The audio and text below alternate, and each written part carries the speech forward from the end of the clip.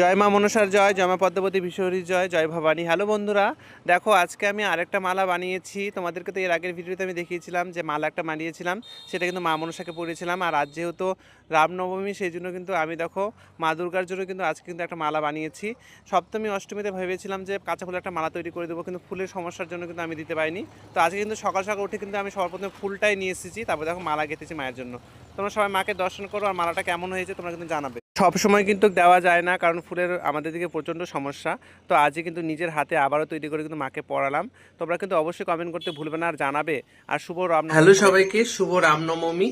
আর আজকে নবমী, দেখো মাকে কিন্তু সুন্দর করে সাজানো হয়েছে। আর আজকে তো নবমী দশমী একসাথে কিন্তু পুজো করা হয়ে গেছে আমাদের বাড়িতে। তো আজকে কিন্তু শেষ মায়ের আরাধনা, এতদিন এখানে চলছিল ঘটের মধ্যে, তো আজকে কিন্তু শেষ। তো এখন আজ যেহেতু নবমী, সেহেতু দেখো মাকে সুন্দর করে একটা মালা বানিয়ে দিয়েছিলাম। এর আগে তোমাদেরকে তো বলেছিলাম যে আমি দেখিয়েছিলাম ভিডিওতে যে মা মনসাকে একটা মালা বানিয়ে দিয়েছিলাম জবা ফুলে, সেটাকে পরিয়ে দিয়েছিলাম।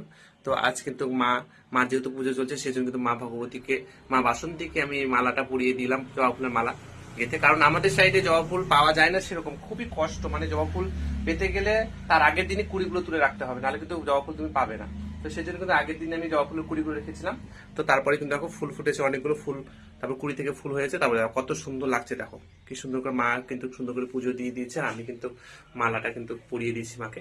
তোমাদেরকে কেমন লাগছে তোমরা কিন্তু অবশ্যই কমেন্টের মাধ্যমে জানাবে। সবার মনস্কামনা পূর্ণ, সবাই সুস্থ থেকে ভালো থেকো বন্ধুরা, সবাই মাকে দর্শন করো। আর আমি এখন এই যে ভোগ তুলছি, যেগুলো দেওয়া ছিল সেগুলো এখন সবাইকে দেবো।